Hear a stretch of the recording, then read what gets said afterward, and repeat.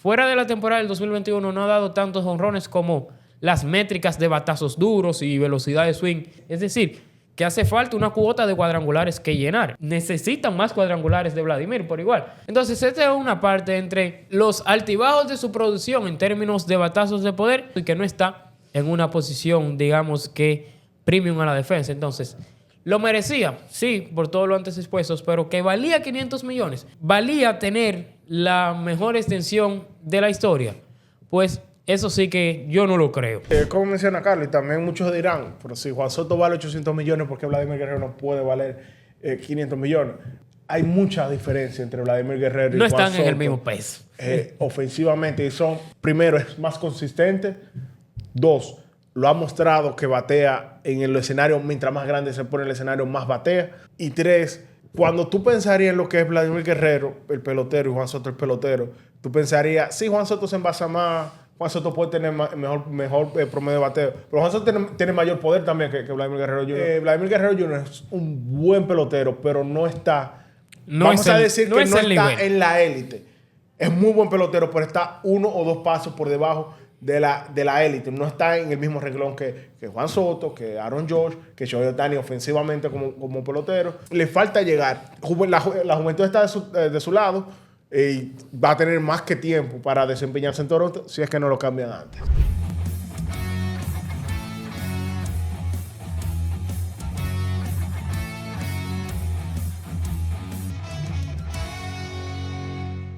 Bienvenidos a otro episodio del podcast de Fanáticos. Saulo Mota. En esta ocasión me está acompañando Carlos Moreta. Y vamos a discutir la bomba que cayó ayer cerca de la medianoche, un poquito más después de las 12. Jeff Passan, reportero de ESPN, reportó o confirmó los reportajes ya de Jansen Pujol, Héctor Gómez y Mike Deportes, que habían indicado que el dominicano Vladimir Guerrero Jr. firmó la extensión más grande en la historia de Grandes Ligas, confirmando un contrato de 500 millones, 14 años, en este que iba a ser su último año de su contrato de novato. La primera impresión es si todo esto cuarto. O sea, no demasiado dinero porque, a ver, muchos dirán, se estarán preguntando, ¿y Vladimir Guerrero Jr. vale eso? Claro que lo vale porque se lo dieron. Y el mercado, un poquito inflado ya después de las negociaciones de Juan Soto y de Shohei Ohtani, está más o menos por ahí en ese rango por un jugador joven y que aunque ha tenido, vamos a decir, él tiene 6 años en Grandes Ligas. Vamos a tirar el año de COVID, que fueron 60 partidos, y tiene una muestra de 5 años. El primer año de novato jugó un poquito más de 120 partidos. Mostró algunas promesas, pero los números de poder no estaban ahí, que era algo preocupante. Luego es que viene, después de la pandemia, viene el explote. El año que le peleó el MVP a Shohei Ohtani, se acerca a 50 cuadrangulares, puja más de 100, bate por encima de 300. Y uno pensaba que el futuro era brillantísimo para ese muchacho porque uno pensaba que después de ahí lo que iba a mejorar. Vienen un año por debajo de lo que uno esperaba de él y luego empieza lento al otro en 2024. Pues empieza lento, pero después termina el año prácticamente en el nivel que él tuvo con el año del MVP. Sí, o sea, de pelear el MVP. En términos de jonrones, el 2024 no fue necesariamente un año tan explosivo como ya vimos en ese 2021, pero sí fue, digamos, que en términos generales, lo que más le equipara con aquel año monstruoso de nivel MVP. De hecho, creo que tienen el mismo OPS Plus en ambas temporadas. Exactamente, o sea, que en términos porcentuales fue un año grandiosísimo el pasado para Vlad. Y cuando hablamos de términos de extensiones, lo que hay que figurar es que estos acuerdos regularmente se logran más que nada porque el equipo logra hacerle una oferta tentativa que se va a acercar a lo posible en la agencia libre y porque además el jugador se siente cómodo con el equipo y cómodo con lo que el equipo le ofrece. Estos últimos, digamos que el equipo está planeando un futuro competitivo o lo que sea que haya dicho para convencer a que Vladdy Jr. se quede. Ahora bien, cuando vemos una extensión de 500 millones, por regla uno pensaría que si Vladdy no se apresurara y tardaría un poquito, probablemente en la agencia libre ya uno dice que existió la posibilidad de conseguir mucho más dinero.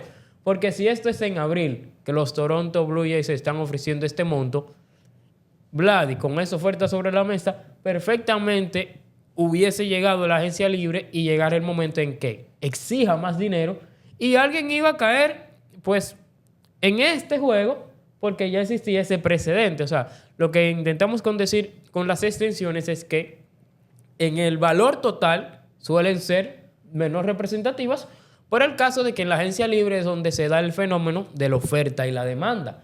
En este punto, él solo estaba negociando con los Blue Jays de Toronto y lo que funciona es, el equipo hace una proyección y le dice, nosotros entendemos que tu valor es este, aún tú salgas a la agencia libre, tu valor seguirá siendo similar a este.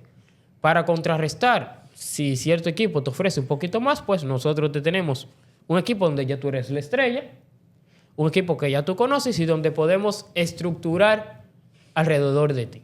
Sí, O sea que lo que inmediatamente uno piensa es que Vladi pudo acercarse incluso a muchísimo más dinero. Sí, esa es una presión, pero también está el otro extremo de que un equipo en que se ha ponchado, por usar una metáfora, varias veces en la agencia libre, tuvo que sobrepagar de sobremanera para quedarse con el pelotero que ellos querían. O sea, porque también hay que preguntarse realmente con los altibajos que uno ha visto en la carrera de Vladimir Guerrero Jr., si los 500 millones para un jugador que eventualmente terminará en el puesto designado, no sé si en 2 o 3 años, porque también hay que reconocer que las exigencias defensivas en primera base no es lo mismo que, digamos, en las paradas cortas, tercera base o un center field. O sea, primera base no importa tanto si tú eres malo defensivamente a comparación a otras posiciones. Así que por esa parte quizás puede durar más años todavía jugando defensa. Pero habría que preguntarse si esa inversión, para él está más que bien ese monto de dinero, 500 millones. Grandioso. Muchísimo dinero. Ahora, lo que hay que preguntarse si ese es lo mejor para el equipo de Toronto. Un equipo que su núcleo competitivo hace tiempo que se desbarató. Un equipo que, a pesar de tener una buena rotación de picheo, una rotación relativamente vieja. Y una alineación que el núcleo de muchachos jóvenes se desbarató. Bobichet parece que no se va a quedar con el equipo. Le dieron el dinero a Anthony Santander. A Josh Springer también invirtieron una millonada que no ha redituado en nada. Josh Springer ofensivamente no ha vivido a la expectativa que se tenía de él después de su salida de Houston y no te juegan 100 partidos, digamos, porque se pierde 5 aquí, se pierde 10 aquí, se pierde 15 acá y al final del año, pero Josh Springer jugó 96 partidos, que fue lo que pasó. Un equipo que tiene, a pesar de que tú no veas que tantas estrellas, tiene mucho dinero invertido en este equipo, que probablemente lo que le valga será un tercer puesto en la división este de la Liga Americana. Sí, el contrato, insisto, es cuestión de eso, de dar un golpe sobre la mesa, porque recordemos, Toronto ya había experimentado varios guayes.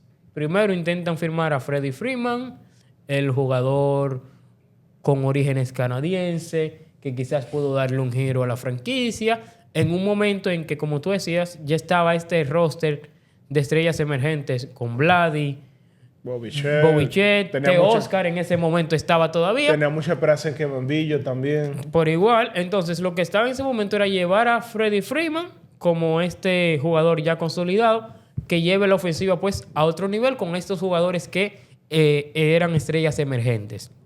¿Qué pasa? Las negociaciones fracasan. Freddie Freeman consigue un gran contrato con los Dodgers de Los Ángeles. No conformes con eso, ellos hicieron otros intentos. Luego lo vimos en una puja bastante en serio por los servicios de Shohei Ohtani, que tuvo aquel contrato histórico con los Dodgers y llegó a estar en negociación en serio de ir. O sea, por dinero ellos no se quedaron fuera. Y luego vuelven y repiten el patrón, conversando con Juan Soto recientemente y por igual con Max Fried. Juan Soto termina firmando en los Mets, Fried termina firmando en los Yankees. Es decir, que dinero no le ha faltado. Y era lo que decía Saulo. Es decir, aún no veamos esta proliferación de estrellas en Toronto, ellos sí tienen una nómina abultada, por así decirlo, y han hecho los intentos de seguir sumando aún más. Pero ahí habrá que hacer algún estudio de mercado que dirá por qué las estrellas no quieren irse a Canadá. O sea, ese es un tema que Toronto debe plantearse seriamente porque firmaron a Vladi, pero a ese equipo le siguen faltando varias piezas. Y uno lo que empieza es firmaron a Vladi, pero Vladi será este eterno buen jugador, como acaso Mike Trout, que no llegará a la postemporada.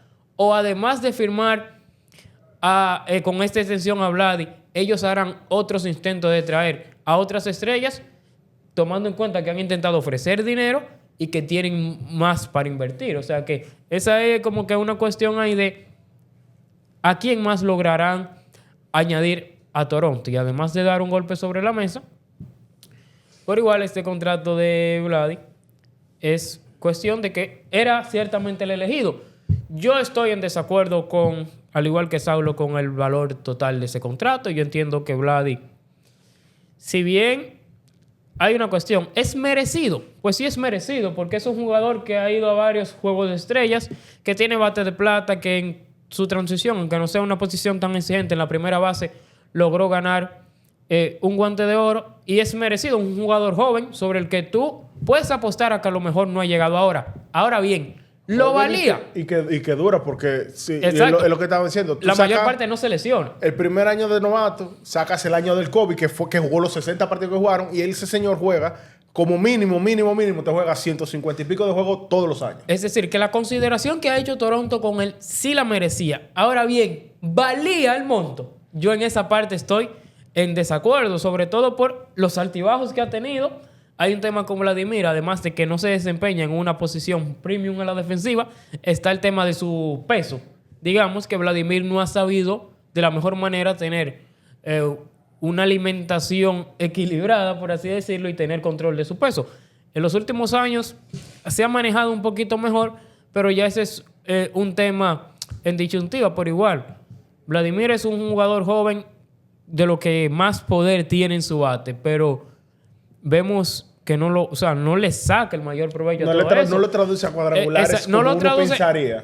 A tantos cuadrangulares como se pensaría, y eso lo lleva a una serie de inconsistencias entre un jugador que tiene falencias, porque a cada rato tiene una crisis de que rueda demasiado la pelota, aunque en otros temas sí nosotros lo vemos ponerle ganas, porque por ejemplo, él no se poncha tanto como uno pensaría, él toma bases por bolas, pero está esa cuestión de que fuera de la temporada del 2021 no ha dado tantos jonrones como las métricas de batazos duros y velocidad de swing de él dicen. Es decir, que hace falta una cuota de cuadrangulares que llenar. Y ahora en Toronto, que digamos hay poca gente en la ofensiva, necesitan más cuadrangulares de Vladimir por igual. Entonces, esta es una parte entre los altibajos de su producción en términos de batazos de poder y por igual los temas de su peso y que no está en una posición, digamos que premium a la defensa. Entonces, lo merecía, sí, por todo lo antes expuestos, pero que valía 500 millones y valía tener la mejor extensión de la historia, pues eso sí que yo no lo creo. Sí, es como menciona Carlos, y también muchos dirán, pero si Juan Soto vale 800 millones, ¿por qué Vladimir Guerrero no puede valer 500 millones? Hay mucha diferencia entre Vladimir Guerrero y Juan Soto. No están en el mismo peso. Ofensivamente, sí, ambos son jugadores unidimensionales a la ofensiva. Sí, ambos no te contribuyen tanto como tú desearías corriendo las bases. Pero uno, primero, es más consistente. Dos, lo ha mostrado que batea en el escenario, mientras más grande se pone el escenario, más batea. Soto, que muchos se olvidan que fue parte clave de ese campeonato de los Nacionales de Washington.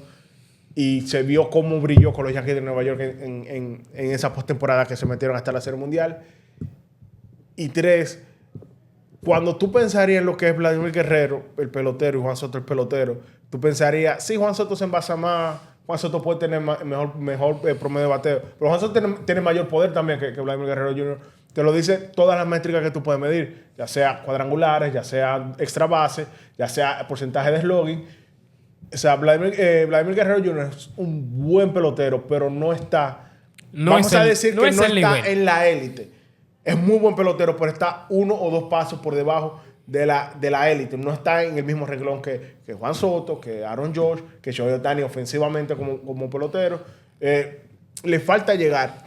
La juventud está de su lado y va a tener más que tiempo para desempeñarse en Toronto si es que no lo cambian antes. Bien, entonces... con todos estos contratos ya sucedió con Ohtani, si nos vamos para atrás con Alex Rodríguez, en fin, lo cierto es que siempre con estos tratos sucede el tema de los precedentes y que inmediatamente le das 500 millones por 14 años a Vladimir Guerrero, eso abre la puerta a que otro jugador se beneficie. Cuando vemos el mercado quizás de los dominicanos, lo que vemos es que por el momento, bueno, pues No, lo más Framber temprano. Valdez, que es un lanzador, va a llegar a la agencia libre, pero Framber Valdez ya está un poquito entrado en edad y el negocio, y con los abridores y lanzadores, no hay tanto dinero. Entonces uno pensaría que para esperar a un jugador dominicano, pues sería ver qué pasará con la situación de Eli de la Cruz con los Rojos de Cincinnati. Pero quien sí parece beneficiarse inmediatamente es Kyle Tucker, el norteamericano que actualmente está con los Cachorros de Chicago, que será agente libre inmediatamente concluya la temporada y ya yo pensaría 600 millones, un poquito más que lo Vladimir. Está en el rango, porque a diferencia de los peloteros que hemos discutido hasta ahora, Kyle Tucker sí tiene las 5 herramientas y las tiene buenas todas. Que solamente le falta ser un poquito más consistente en el tiempo de juego, pero yo creo que si alcanza los 130, 140 partidos este año, el número del contrato de ese señor va a empezar con un 6 y probablemente sea más por encima de lo que uno piense en ese sentido. Pero bueno, ¿qué piensa usted? ¿Lo ve bien ese contrato de Vladimir Guerrero Jr. para Toronto? ¿Se lo merecía? ¿Lo vale? Déjenos en los comentarios, denle un like al video, suscríbanse y nos vemos en el próximo podcast del Fanático. Bye bye.